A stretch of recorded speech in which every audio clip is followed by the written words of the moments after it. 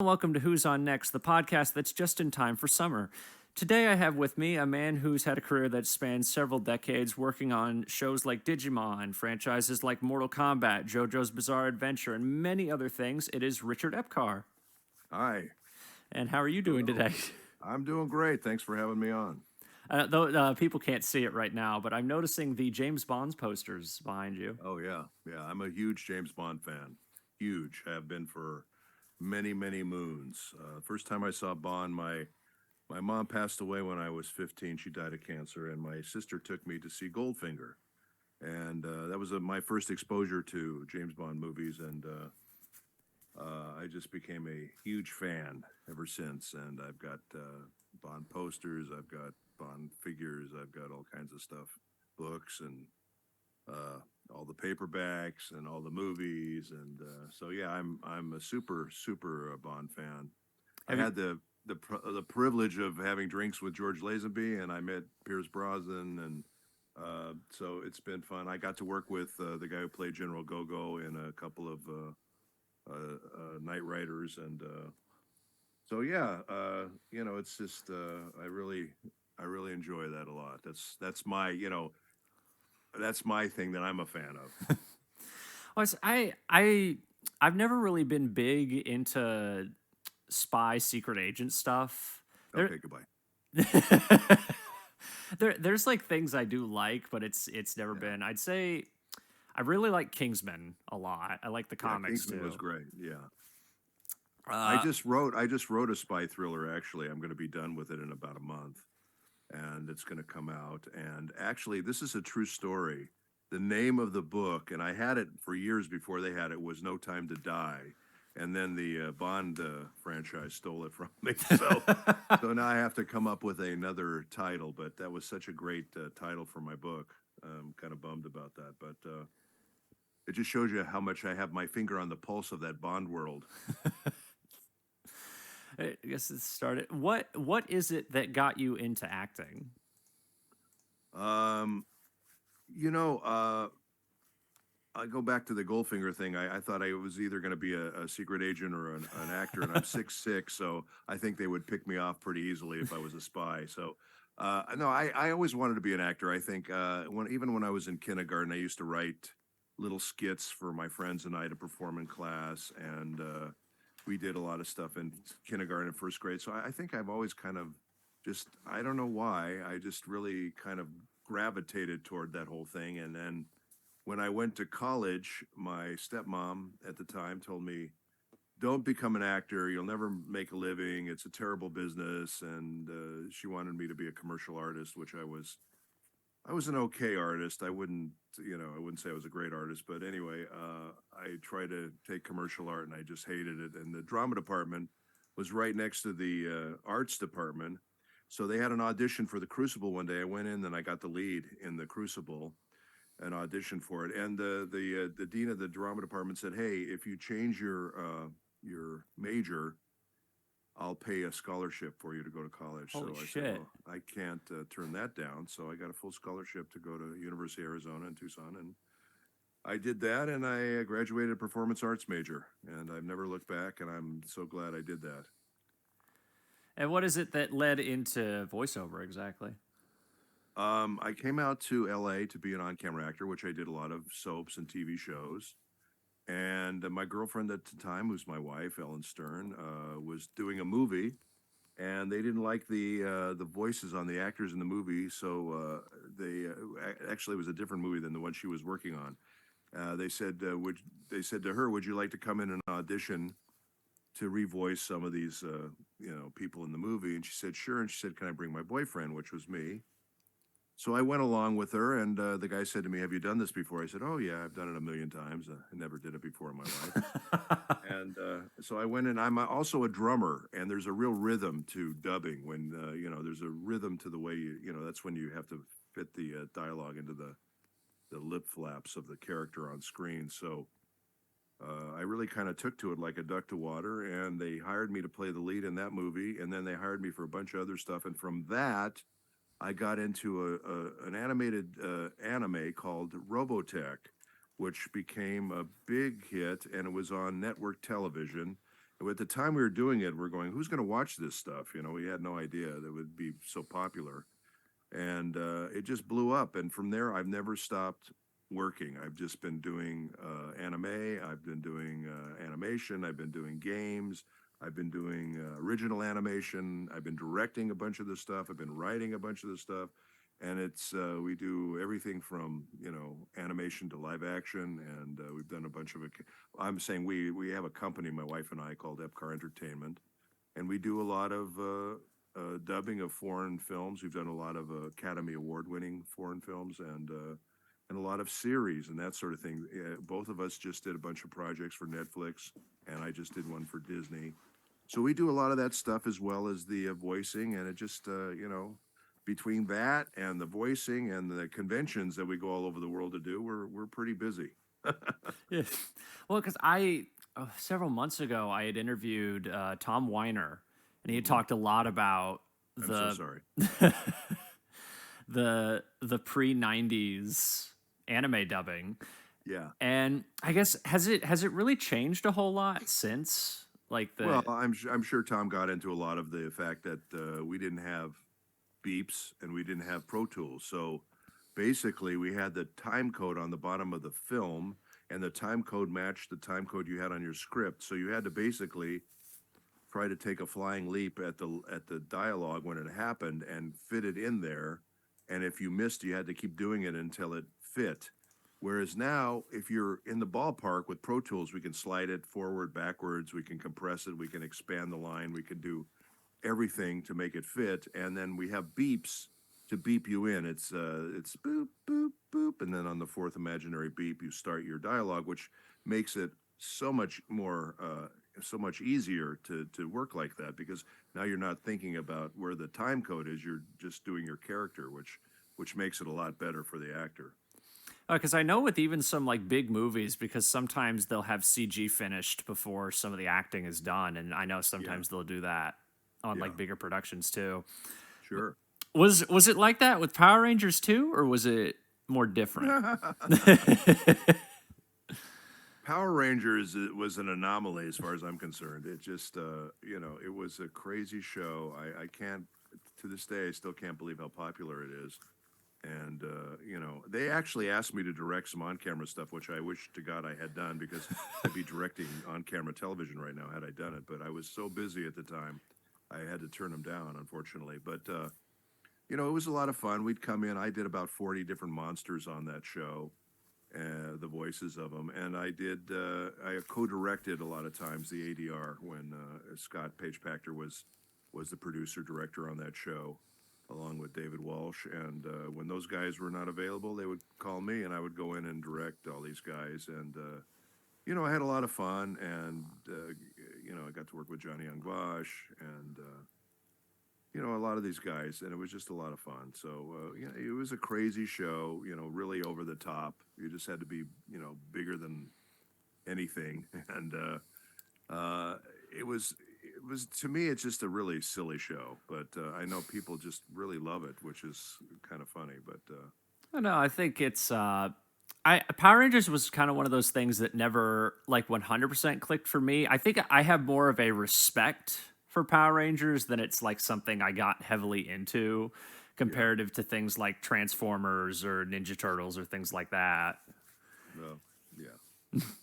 It's just more impressive to me because I think in Japan it's been going 50 years, something Yeah, like it just something. keeps going, and they're still doing it here. I mean, they're now recording in New Zealand, which I don't understand, but I guess apparently it's cheaper to do it that way. But still, I think it kind of stinks, especially now that Disney owns it. It's not like they can't afford to pay the actors.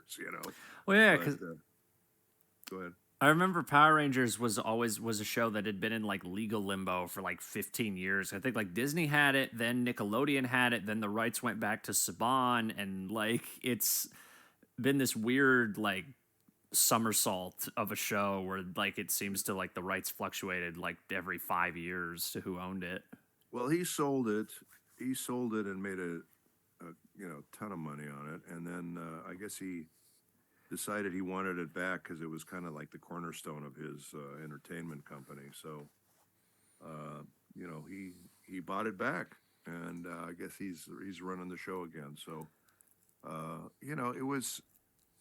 it was a silly show, and he was smart enough to buy the show and put in English parts. He kept all of the original Japanese action stuff with them in their suits, and cut that in to all these other scenes where he had people, they wrote scripts and that sort of thing to make it make sense.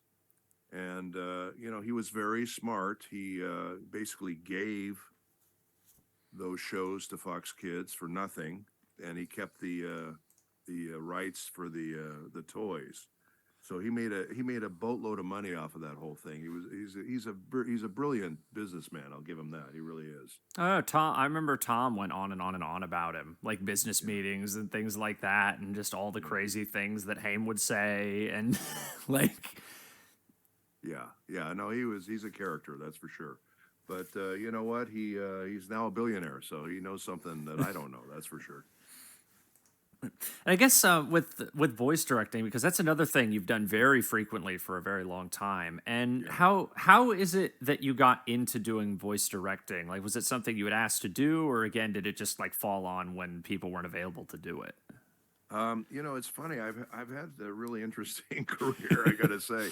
I was at the point where I told you I did, Robotech and a bunch of other stuff, and I was doing working at this one studio. They had this show called The Adventures of Captain Schnauzer, which I don't know if you can still find it or not, but it was an animated, full length feature animated film from Hungary, and the show was very long and it was very talky, and the basic plot of it was about the economic situation in Hungary, which I'm sure every kid in America would jump at the chance to watch that. So they couldn't find anybody to do it, and one day the studio head guy said to me, "Hey, can you write and direct this stuff?" I said, "Absolutely," because I directed and I'd written a bunch of stuff, but I directed a bunch of theater. So I figured, well, I've directed theater, so how much more difficult could this stuff be? So anyway, I said, yeah, I'll do it. And I said to them, I said, can you find out from the client if I can change all the dialogue? And the client said, yeah, do whatever you want. And so what I did was I made it funny. I put in a bunch of jokes. I put in all these contemporary references and everything. And the show it was on I believe it was on the Family Channel. I don't even know if that channel even Yeah, exists I anymore. was gonna say because with Robotech, I didn't know what those aired on prior to Fox Kids. Like what? Well, Robotech, I believe, was on ABC. It was on primetime television for a God, while. that's so Yeah, crazy. I know it is crazy. Well, that's what made it, a hit. So anyway, I did the Captain Schnauzer thing, and it was a big success. It was for a company called Quintex, and they had this other project, and they said, "Can we get that guy who did Captain Schnauzer?" And so they asked me, and it was a series called Swiss Family Robinson, and it was a long. I can't remember how many episodes. It was a very long series, like I don't know, 70, 80 episodes, something like that. And so I was kept busy for a long time. I was writing and directing that series, and I got in there, and just once I did that, they started sending me like Cinema Paradiso, which was the Academy Award winner for Best Foreign Film, and Belle Epoque, and Eat, Drink, Man, Woman, and just a bunch of stuff like that. And so I started doing a lot of live action stuff, and then I did all kinds of series, and it's just blown up crazy. And then I was hired by DreamWorks and Universal Pictures to go internationally and supervise a lot of their films into other languages, which I did God. for 2 years, and that was a lot of fun. So it was crazy. It's been an incredible ride, and that thing about the path less chosen. I mean, I came out here. I thought I was just going to be an on-camera actor, and that was going to be my life. And listen, I would have been happy and thrilled with that too. But I got to say, I've been very fortunate, and it's just it's this whole voice thing has just turned into a huge thing for me, and I'm just very grateful. I've put 2 kids through college. I have a home. That whole thing, and I've been very, very fortunate, and it's been a great ride. I got to say. I mean, have you ever really done any on camera work since the late '80s, early '90s, or is it Yes, mostly yeah, just been yeah. voiceover? No, I have. I've done some stuff. I've done. I did a commercial, a Coke commercial. I did a short film called. God, what was it called? It's such a good one too. Shoot, I can't remember the name of it. It'll come back to me. Oh wait, let me look up. I can get it. I can find out. Hang on. So, hang on. Are you still there? Yeah, I'm still here. Okay. Would it be like an IMDb thing, or would it be like a Yeah. like a Wikipedia thing? This. Yeah, no, I'm supposed to have all this crap in order already. Disconnected was something that popped up on IMDb. Disconnected. Okay, That's yeah. the name of it. Yeah, Disconnected. If you get a chance to see it, it's great. I play this homeless guy, and it's a wonderful. These guys made this movie in 2 days, and it's an incredible movie. I mean, it came out amazing, and so anyway, I was very very happy to be part of that. I don't do a lot of on-camera stuff as much as I like to. I got a great agent finally, an on-camera agent, and then she just literally she got me two incredible auditions, and then she told me she's retiring. So I thought, oh, that's great. So, and honestly, the hardest thing in this town is to find an on-camera agent that's worth a crap. So it's really really a tough thing. So I'm going. Do I want to spend all that time and energy again and get another one? I don't know. We'll see. But I do enjoy it. But I got to say, I am super busy with all my other stuff. So it's not like, you know, I have a lot of time to do that stuff. But listen, I would love to. I did a movie called Altered Spirits, which was on Amazon for a while. Like a That was Prime kinda- exclusive, or was it like something that Yeah. was just on Amazon? Yeah, it was on Amazon Prime kind of thing, and that was a lot of fun doing that. I play a great character, and then I had one of the leads in that, and so that was really fun to do that. It was a low budget movie, but it was fun. So yeah, I'd love to do more of that kind of stuff because I am an actor, and that's what I love doing, and I love doing the on camera stuff. But honestly, I've been very happy doing a lot of this voice work that I get to do. So it's been a wonderful career, and I've been very very blessed and very fortunate. I guess with being a voice director, because you've also appeared in things that you've directed. Now, Yeah. when I guess when you are cast in a show that you also voice direct, is that usually something that's done before or after the directing process? Well, one of the longest running things that I'm in is Lupin the Third. I play Jigen in that, and I originated that cast. I cast all those characters together, all those actors, and we could not find a Jigen. And I did not want to play Jigen originally. I did not want to be in a show that I was directing. I wanted to just concentrate on directing the show and not have to worry about, playing the actor or being a character in it. But we auditioned about 200 people, and the clients were never happy with anybody that we brought in. And so finally, one day we're sitting there, and the producer said to me, "Richard, why don't you go in the booth and read this script?" So I went in and I read it, and they said, "We found our Jigen." So that was it. And after that, at first I didn't want to do it, but I'm so glad. And now we're on 20 something years now of doing the show, this franchise, and I've got to direct a lot of the series. I've gotten to write a lot of it. I wrote the CGI movie that came out, Lupin the Third, the First, which is an amazing film. It looks absolutely gorgeous and was released in theaters. And I'm still playing. I'm still playing Jigen, and I'm so happy to be part of that whole franchise. And we've done. Our company did the very first series, series one, and then Ellen and I co-directed 4, and I directed 5, the series, and then all the other ones I did Jigen on, except for I think it was 2. They did that one in Texas. Yeah, because I know a lot of people that work through Funimation and other things like that do a lot of multitasking. 'Cause I think Steve Bloom and Dave Wittenberg have written some things before. I know Colleen Klinkenbeard and Sabat have done like other things like editing and voice directing, writing, things like that. And Well, Wittenberg and Steve Bloom are in Los Angeles. They're not in Texas. well, yeah, no, I just saying like with a lot of the people that do anime voiceover work, I notice a lot of them do a lot of double duty, triple duty. Yes, Yeah. it does happen. Absolutely. Yeah, it sure does. Because I remember, I think with, I think it was Digimon Tamers. I think Steve and Dave. I don't remember if they wrote the script or what they did. I just remember seeing their names part of the main crew outside of the voiceover. Yeah, yeah, it's possible. Yeah, I don't think Steve writes that much, to be honest with you, but I'm sure Dave has written a bunch of stuff. I guess speaking of that, with Digimon, because that's one of my big things from when I was a kid. That's still one of my favorite things. Yeah. Is I with the original series, because you were both Myotismon and Etemon in the Yes, original I show. also directed the first season of that, co-directed it. Yeah, and was I guess because it was from the secondary antagonist to the third main antagonist of the show. Yeah. And was that intentional to have you play both villains back to back, or was that more just like they didn't really know what to do? I don't know how that happened, to be honest with you, but those characters' voices were so different that it worked out fine. You know what I mean? It's kind of like the way I do Raiden in Mortal Kombat and the Joker, where they have scenes together, and they sound nothing alike. So it works.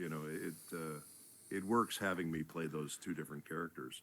And the same thing with Digimon. I was really happy I got to play those two characters because those two characters were a lot of fun. My Otismon was basically I've done Dracula on stage many times, and he was kind of my Dracula without the accent. And Etemon was just Elvis.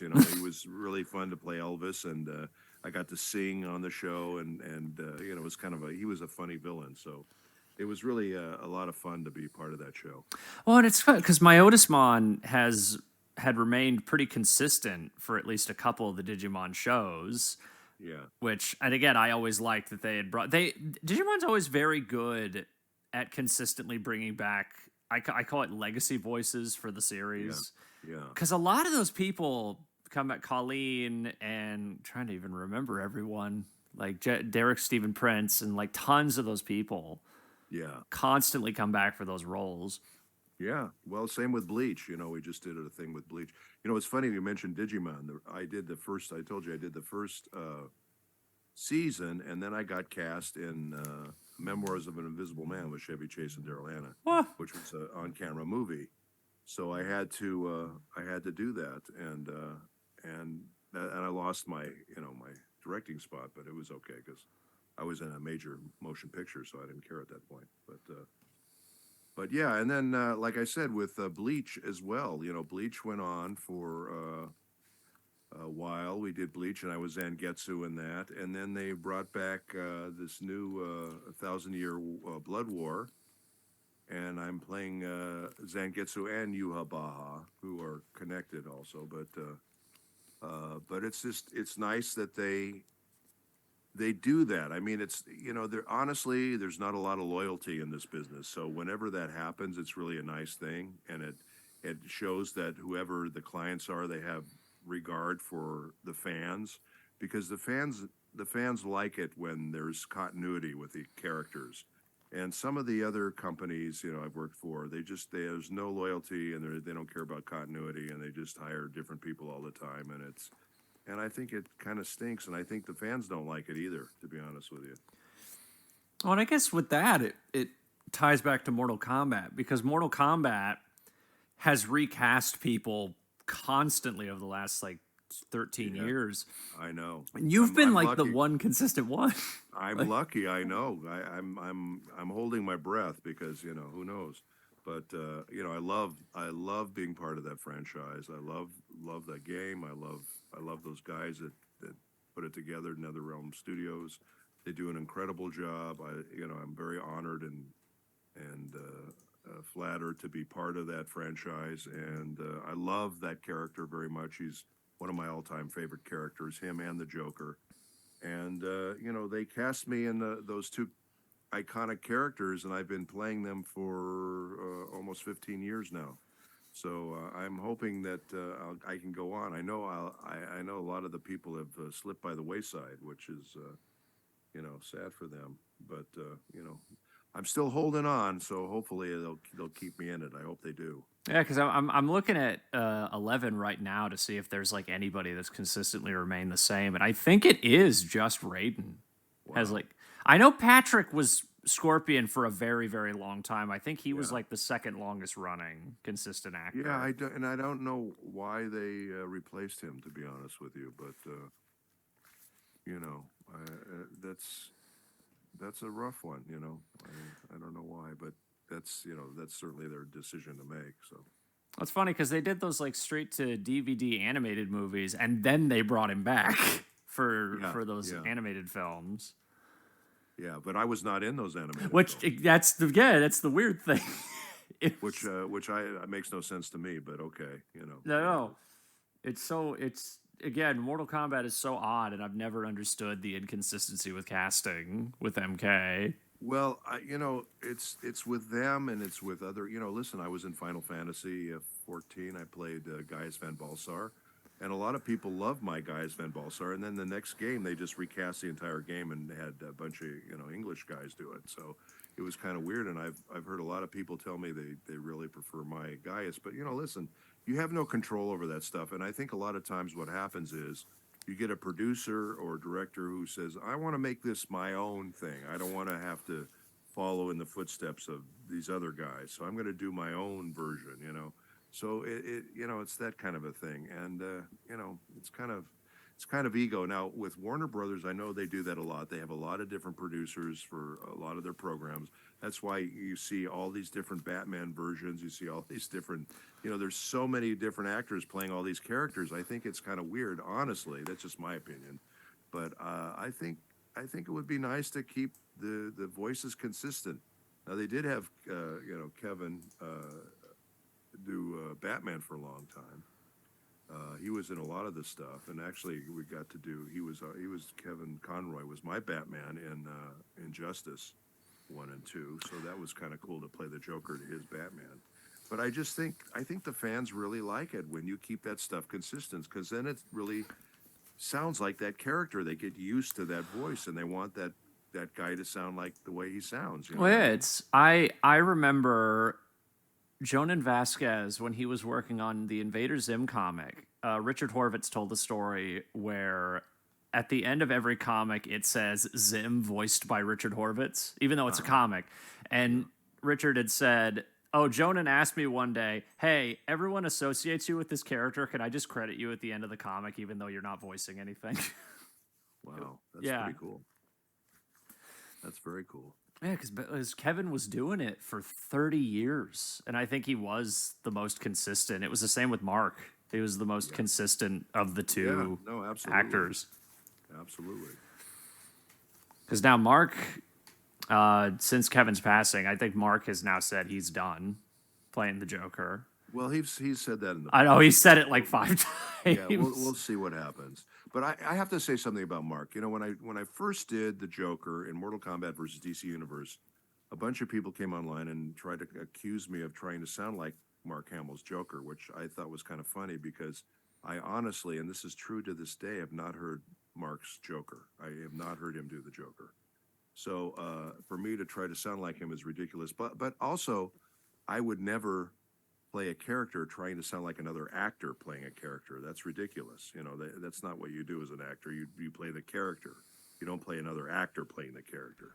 Right. So I've for whatever reason, we've come up with a similar attack on this character.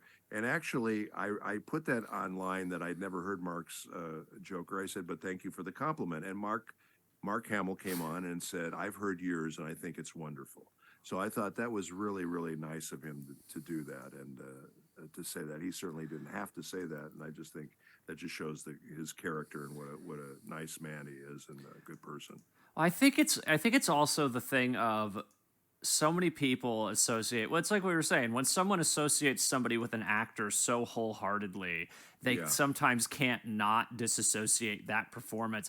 So like if anybody hears like the Joker, like everyone thinks of Mark Hamill, even if you're not trying to do Mark Hamill. Like yeah, that's the I guess, thing. I guess. I just think we just came at it from similar viewpoint and had a similar idea what this character sounds like. Which I think, listen, I think on some of these iconic characters, they do have a certain sound, you know, honestly. If you're going to do, you know, you want Batman to sound like Batman, not Pee Wee Herman, right? So Right. you want, you know, there's a certain way Batman sounds, there's a certain way the Joker sounds, there's a certain way these characters sound. They're iconic characters, and you know, you have to have the voices that are in the ballpark of what of the way those characters are perceived to sound. Otherwise, it kind of throws you out. Now I know there's a lot of times they try to do this stunt casting stuff, and it just I think with superheroes, I don't think it works that well, to be honest with you. I think there have been some decent, because I've always been under the impression I prefer character actors to celebrity casting, because I think Uh-huh. character actors are much better at doing Yes, voices. Like, I love I Ron think Perlman. voice actors are better than actors because Right. you know they're it's just a different style of acting, and there are some celebrities who are really good at it. You know, don't get me wrong, but there are some that are just totally Themselves. perplexed at how the whole thing works, and they it's a different style. It's like saying, you know, you're a dancer, you can dance kabuki, but that doesn't mean you can dance ballet. You know what I mean? I remember. So it's a different style, and if you can get the style, that's great. There's a lot of stage actors that are terrible on camera. There's a lot of on camera actors that are terrible on stage. There's actors that can go back and forth seamlessly, and that's wonderful if you can do that. But not everybody can do that, you know. So it's a different style, that's for sure. I remember Keith David had told the story, because when he was in The Thing, because that was his first Yeah. film, I remember he had told the story about how he had only been used to theater acting. So he was projecting much louder than all the other actors were. And they literally had to tell him, you don't have to yell all your Yeah. lines. We have a microphone for you. Yes. Yeah, I know. It's a whole different style of acting, and you know, and listen, a lot of the games and everything are what I call larger than life. They're not quite as big as, you know. There are some games they try to make it more natural, and that's a different style again. So that's more filmatic. But there are some games that are just a little bigger than life that you have to be a little over the top, and I equate that to being closer to stage acting, to be honest with you. I mean, I'm always going to prefer voice actors, but I'd say there are a lot of character actors I do really like. Because Keith David's fantastic. I think Keith's Yeah. a fantastic voice actor. Uh-huh. Ron Perlman, I think, has done a Yeah. lot of really great work. Well, you know, it just takes an actor to understand the style. That's all it is.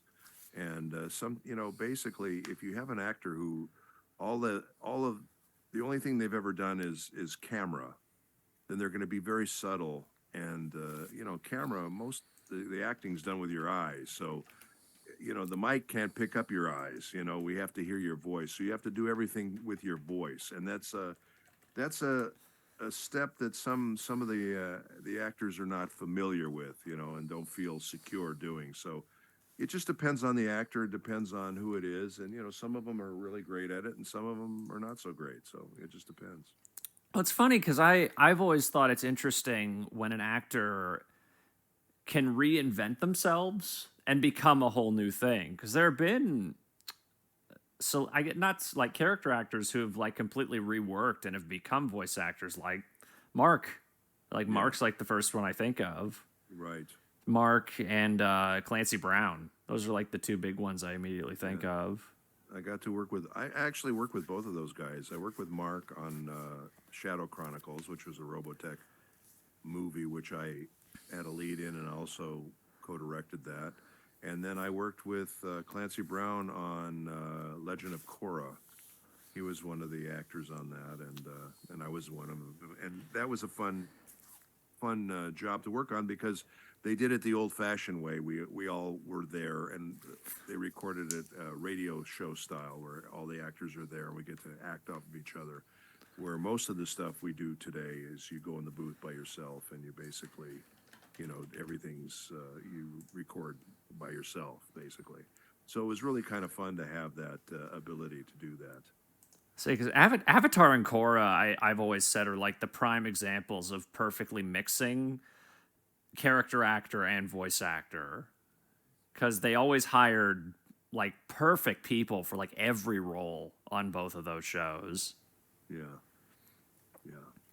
Korra especially, I think Korra is a fantastic cast. Yeah, it really is. I mean, we had some amazing people in that. We had J.K. Simmons, we had Mindy Sterling, we had Janet Varney, we had Stephen Root was on it, we had Clancy Brown, we had just a David Faustino. John Michael Higgins was probably my favorite of a lot of that cast. Yeah, they had such an amazing cast in that. It was such a joy to go in and work on that show. I just really look forward to every time I got to go in and work on that show. Those guys were terrific. The two producers that created it, and we were all hoping there'd be more, but I don't know. We'll see. I am curious because apparently they're now doing an Avatar film, like an animated film. Oh, cool. Yeah, they apparently Nickelodeon made like a whole studio like dedicated to making Avatar films, and they're gonna make a new series apparently. Oh, good for them. That's wonderful. They're really brilliant guys. So it's awesome. I'm so glad that happened. I hope to be part of it if they're listening. I know where you guys live. I get another thing I've been curious about because I've seen this happen a few times, and I think the most recent example I can remember was Dragon Ball Super. I don't remember if it was Funimation. I know Bang Zoom did a dub. Yes. And Funimation did a dub, and they were both at the same time. Yeah, and they hate each other. I guess. Yeah, like what's the story with that? All right. Well, here's the deal. For example, Japan has a very different business setup than we do in America. For example, the character Batman is owned by DC Comics, Warner Brothers. They own that character, so you know that anything that has to do with Batman is going to go through those guys. Well, in Japan, you can have a character or a show that's owned by different companies. So that's why sometimes you'll see the same show. You go, wait a minute, this is a so-and-so show, but they all have different names, or they all have different voice actors, because a different company, for example, could own the rights to the game. A different company could own the rights to the series. A different company could own the rights to the movie. So it's all those different companies, and they have their own sensibilities and their own idea about how they want to do that particular show. So that's why you get into all this weirdness with this stuff, because they just, it's not like one company owns Dragon Ball Z or whatever. That's the whole thing, and I think it makes it very confusing to everyone, to be honest with you. And it's, even if you do have the separate companies, there could be an attempt to have some cohesion and some continuity, but they just they don't care, because it's their deal and they want to do it the way they want to do it. So.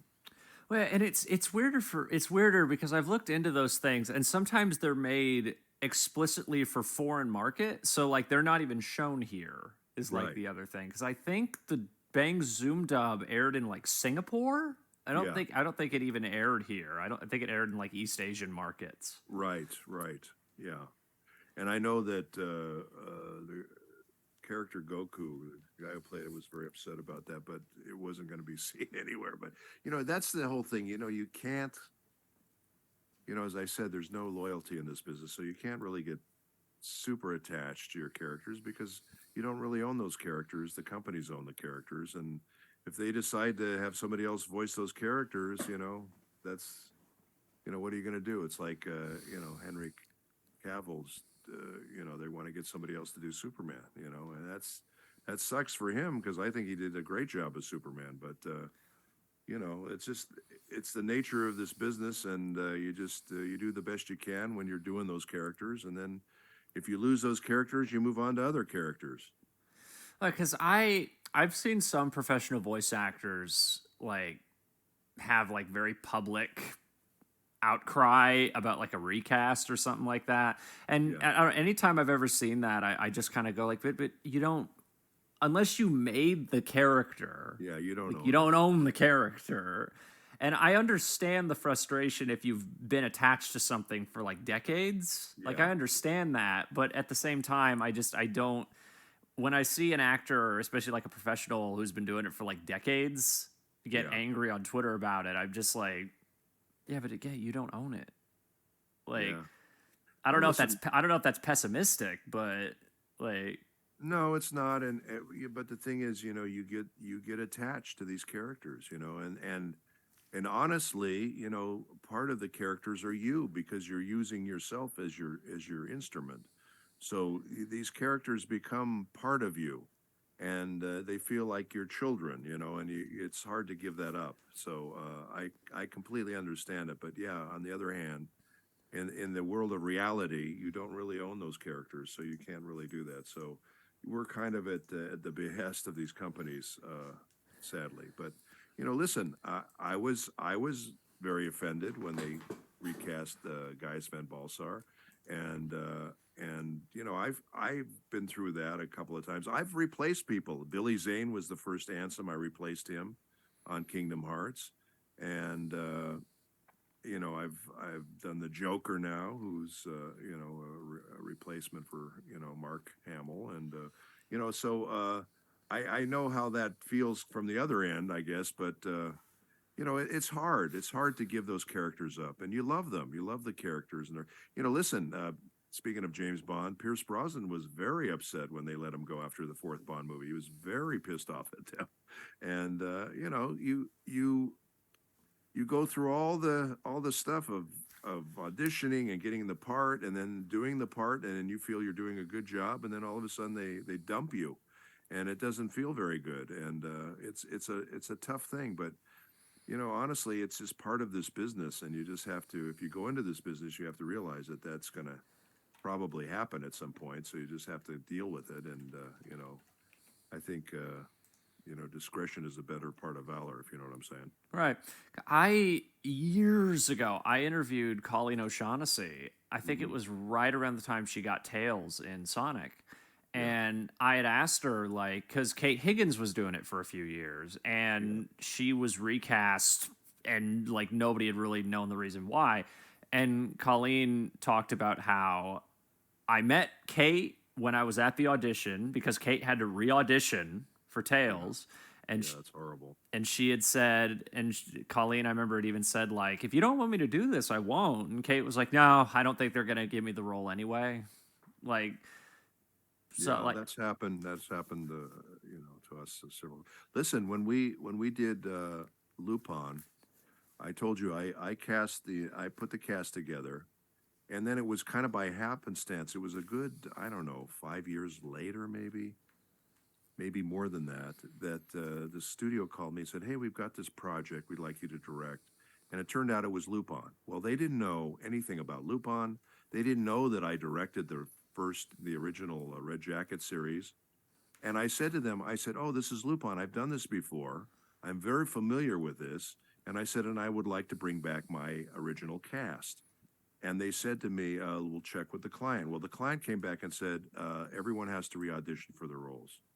So we did that. We re-auditioned for the roles, and thankfully, we all sounded the same, and they let us keep our parts. And now we've become the most popular and successful cast of that series, of that whole franchise. But I'm just saying, it wasn't. It was kind of by chance that that whole thing happened, because if another director had gotten that project, he might have recast it with a whole new cast. It might have been a whole different thing. So it happens all the time, and it's sad. And you know, uh, we've had that happen too. And I've had uh, stuff happen where other actors have lost their parts, and then the casting has gone out on the breakdown. And I've had those guys contact me and say, "Please do me a favor, don't audition for this." So, and that's a tough spot to put somebody in too. But yeah, it's a weird part of the business, and I wish it wasn't so, but it happens, and you just kind of have to roll with the punches. yeah, because I've heard stories of re-auditioning roles after recasts. I remember Mike Pollock talked about he had to re-audition for Eggman, and they didn't even know he even was auditioning for it when they cast him. Yeah. They cast him for the role again, and they were like, "Oh shit, we didn't realize you were the original Eggman when we cast you." And David Hayter talked about every time they did a new Metal Gear, he had to re-audition like every time for Snake. Well, and I've also seen stuff on the breakdown where they're looking for a Richard Epcar type, and I auditioned for it and I didn't get it. So, I mean, you don't know what the hell these guys want half the time. Well, they would distinctly say Richard Epcar-ish or something Yeah, like they that in said, the script. no, they say we're looking for a Richard Epcar type. And my agent would send me the audition and I would audition and I didn't get the part. And I'm thinking, who's more like me than me? So who got this part that I'm not good enough to sound like me? I just thought that was kind of bizarre. But Well, I know sometimes was it like one of those auditions where you like audition anonymously kind of thing? Because I don't know if they still do that No. or not. no, it wasn't that. So they at all. saw that it was Richard Epcar auditioning Yeah, for the role. they saw it was me auditioning for the role that they had specifically said they're looking for a Richard Epcar type. So, it happens. That's, And I always laugh at that stuff anyway, because they're always sending us stuff like they want a Sam Elliott type or whatever. I'm going, well, so hire Sam Elliott, go hire, he's expensive. They don't want to do that. But, the thing is, it just drives me nuts. I hate when they do that because I'm going to do it the way I'm going to do it. And if you like me, hire me. If you don't hire me. But don't tell me to sound like another guy doing it. It just drives me nuts, like I remember, was it in Gravity Falls, Alex Hirsch had talked about how they wanted Sam Elliott for a role, and I guess it was also a thing of they couldn't get in contact with his agent or something like that, because I know that's another thing when they do that sometimes. From what he'd said, sometimes they just can't get them, so they're just like, Right. sound like him. Like, Yeah, I know. But I'm saying is that, and listen, I can do that stuff, and I've done a lot of voice matching on movies and that sort of thing. But as an actor, it's not very gratifying for me to play a character to play an actor playing a character. It's really not that gratifying. yeah, I would prefer not to do it. Yeah, because I guess I'm curious with that, because with was it Ansem in Kingdom Hearts? Yeah. Did they want you to sound like Billy Zane, or did they want you to do something different? Well, that was a crazy thing because, and I'll tell you how that whole thing came about. For whatever reason, Billy Zane was not going to return. I don't know if it was his choice. I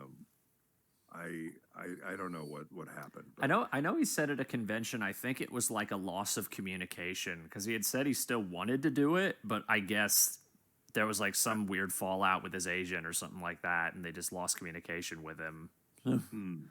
Well, I don't know that they wanted him back, to be honest with you, but who knows. But anyway, the reason I got that part, and I've done over 1,200 characters, and I can count on one hand the times I've been cast without auditioning, and that was one of those times. And the reason that happened was because the guy who voices Ansem in Japan does the voice of Batou in Ghost in the Shell.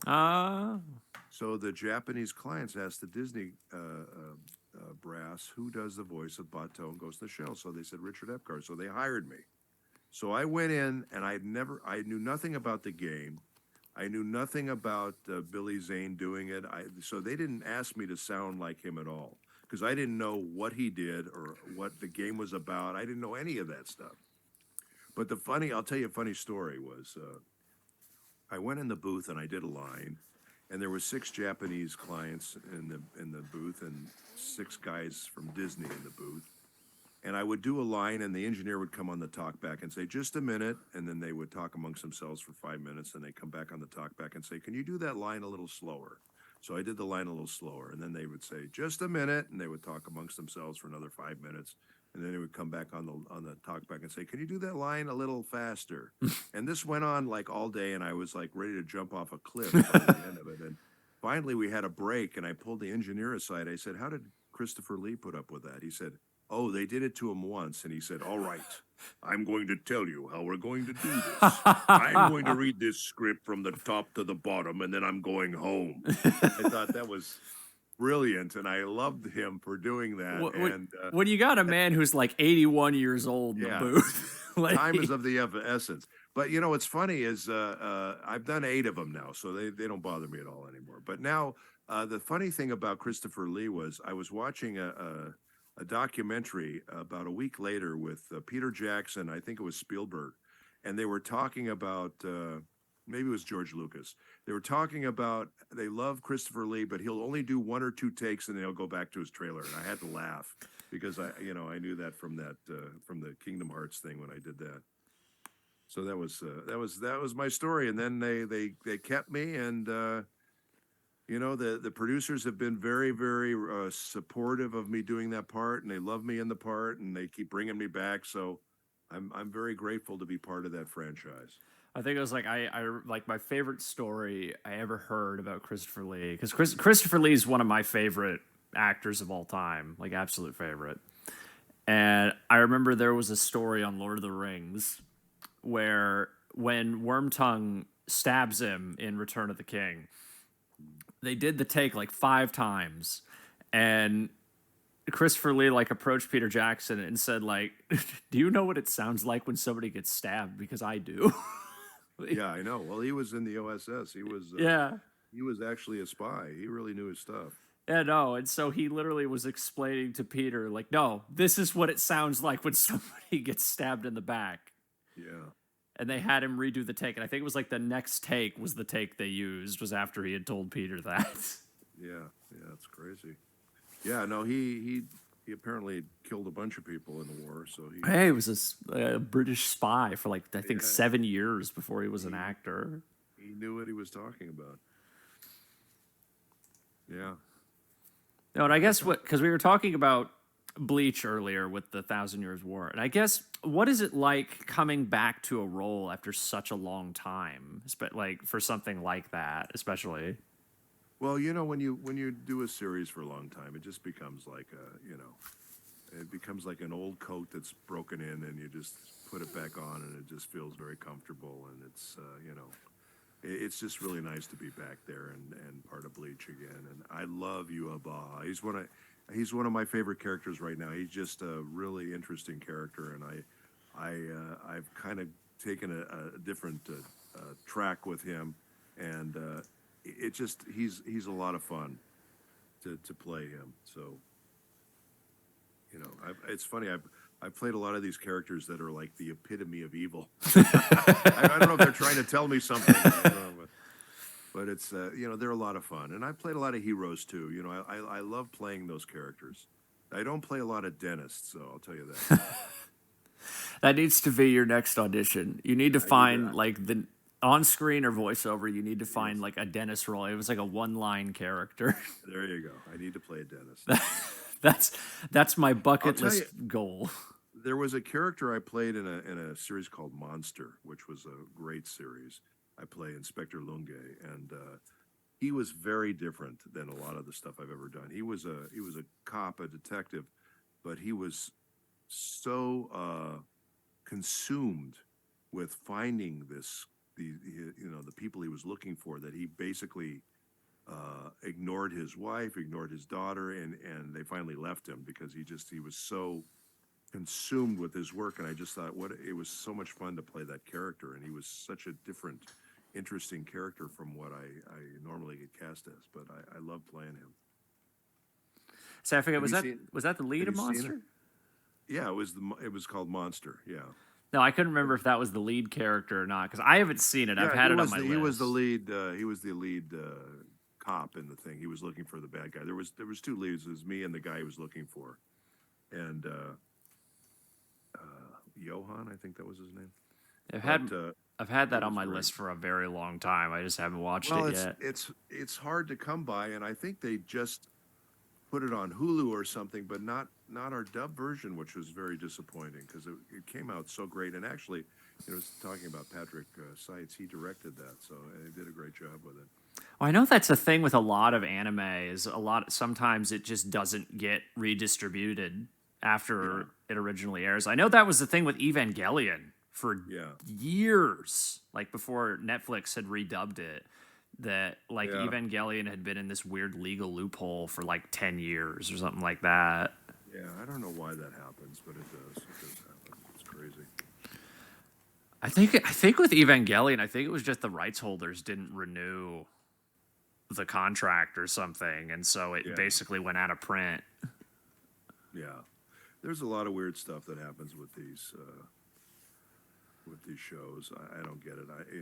It's sometimes it's just involved with the rights, and they get into legal battles, and then it's the fans that lose out on all that stuff. Sadly. And I guess with that, there's a question I always like asking the talent when I interview them is like, what is there ever been a franchise you've wanted to be involved in some way, Yeah. like Star Wars, Transformers, things like that? Well, involved with Star Wars. I'm in two of the games. I'm in what is it? The Old Republic, and then something with the Empire. I can't remember the name of it right now. And I play many characters in those games.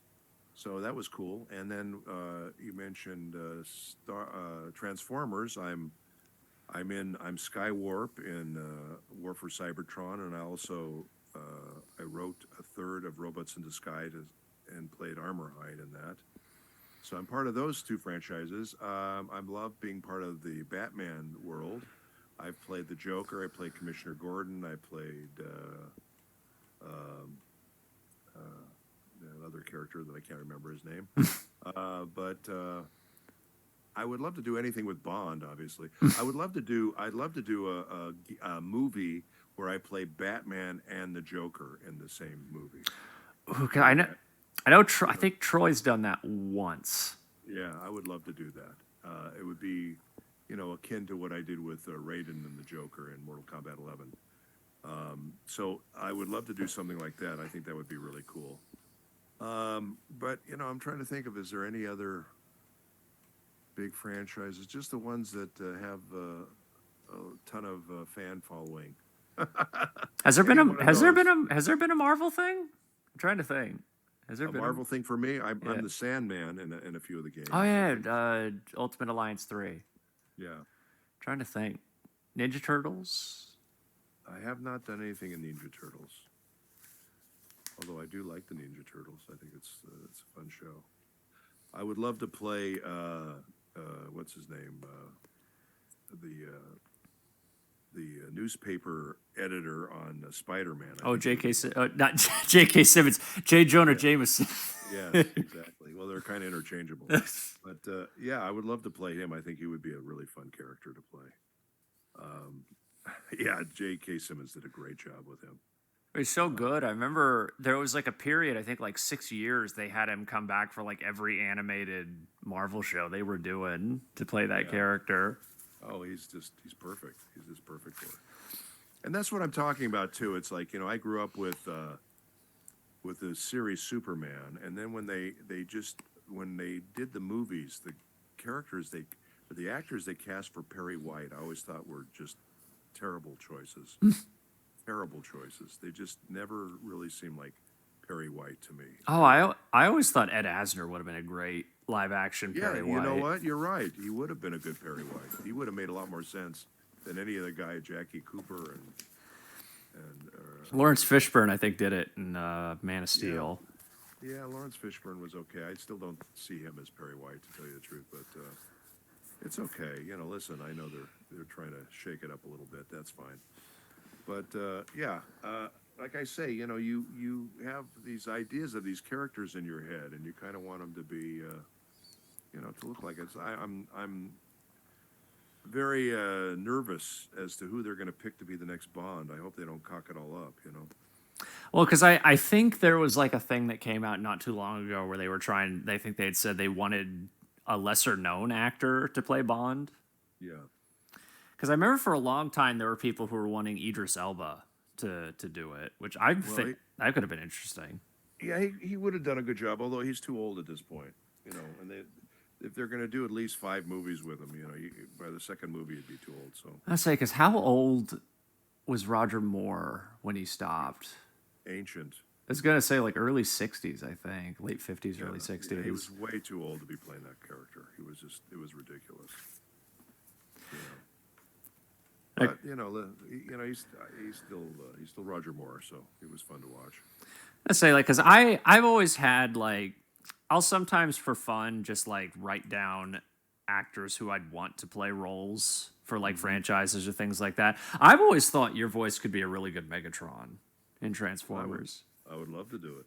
I would love to do that. Say especially after I think I was thinking of Tatashore's Megatron in War Mm. for Cybertron, and that's kind of the thing where I was thinking like I think Richard could do a good Megatron. Yeah, I'd love to do that. I'd love to do Optimus Prime too. He's another great character. But Oh no, I've I love Peter Cullen. He is Optimus Prime, and I was so happy when he got the part in the movie. And it was kind of funny because what's his name who directed those movies? oh What's the Michael guy's name? Bay. Michael Bay had said he didn't want voice actors; he wanted real actors. Well, we're real actors. We are real actors, and actually, Peter Cullen, as far as I'm concerned, was the best thing in those movies. Oh no, because I don't know if this was ever confirmed, but I think they had said originally they wanted Liam Neeson to do it, Mm. and I guess there was like a scheduling conflict, so they had gone back to recasting, and they just asked Peter to come in if he wanted to do it. Well, they put him through the mill. They had him audition many times to do the part, and he finally got it. And listen, good for him. He made a huge payday on that, and he deserves it. He's great. But I think the fans would have been very disappointed if they didn't have his voice as Optimus Prime. It's such an iconic voice for that character. I know that there's been talks wondering if he's gonna retire from that role sometime soon. Because is he 80? I think he's pushing it. If he's not I don't 80, I think he's pushing 80. I don't know how old he is. I can find out. Let me see here. He's getting up there. He is getting up there, and he may be ready to retire. Who knows? Yeah, no, because I remember was it a year ago I had talked about how James Earl Jones I think should have retired from Darth Vader. Yeah, he's 81. Oh yeah, He's 81. because I remember I had said like I wasn't trying to sound entitled, but I think it was like when James Earl Jones came back for Rogue One for Darth Vader, Yeah, his voice was very noticeably worn. Like yeah, he very sounded like he couldn't really do the voice that consistently anymore. yeah, And I'd been saying I think he should have retired from that role sooner yeah. because he's 91 years old now, and I think he just retired from playing that character. Plus, they have so many actors that can really. I mean, they sound exactly like him. It's scary. Yeah, How now how much they apparently they're can. wanting to use AI to do his voice. Oh God, that would be terrible. Yeah, no, because they did that with Obi-Wan. They did that because apparently James Earl Jones recorded some dialogue, and then there were some other lines that they used AI to fix the dialogue. Oh God. See, that whole thing's a little frightening to me. Oh no, I hate it. I hate it so much. Yeah, it sucks. Well, because I saw some studios are now like stipulating that not be allowed in their contracts or something like Yeah, that. good. Yeah, I hope they do that. That's terrible. It's terrible. No, AI is frightening with how far it's advanced. It really has. Yeah, it is. And the business is getting greedier and greedier, so it's getting more difficult. I on that note, I just wanted to say thank you Leave you so on much. on a high note. I wanted to say thank you so much for coming on. You're And welcome. Thanks I for would having me. I wanted to say, is there any advice you'd want to give to people listening that want to get into the industry? Yes, go to medical school. Um, no, just honestly become the best actor you can be. People ask me this all the time. How can I get into this business? I want to do this, whatever. Just be the best actor you can be. And the biggest tip I can give you is to read out loud every day because when you go into those booths, you don't get to see the script ahead of time. We only get to see the scripts, especially on the games and the animes, when we go into the booth.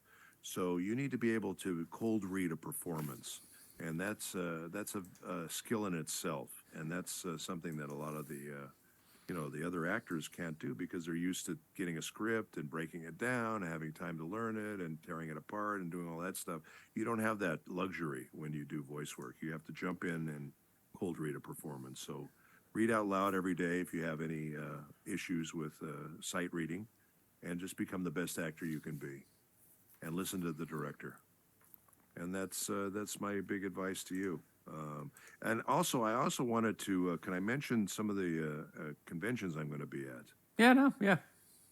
Okay, so the weekend of May 19th, 20, and 21st, I'm going to be at the Video Game Tats Convention, which is in Tennessee. The weekend of the 26th, which is the weekend after that, the 26th, 27th, 28th, I'll be at Anime North in Toronto, Canada. And then the weekend of the 16th in June 16th, 17th, and 18th, I'll be at Anime Fest, Orlando, Florida. I'm going to Florida, God help me. And let's see what we have here. In July, the weekend of the 21st, 22nd, and 23rd, I'll be at Connecticon, which is in Connecticut. And then in August, I will be, where will I be in August? Oh, in August, let's see, it'll be, well, it's the 31st, but it's September 1st, the weekend of September 1st, 2nd, and 3rd, I will be at SabatonCon, which is in Phoenix. And then the weekend of the 29th, 30th, and October 1st, I'll be at TigerCon in Georgia. And I think, is that it for this year so far? I think I don't have anything else scheduled right now. So I have those 3 months coming up that hopefully I'll get booked on something and come out and see you guys out there. I love coming to the cons and meeting the fans because they know more about these shows than I do. It's just fun to meet with them.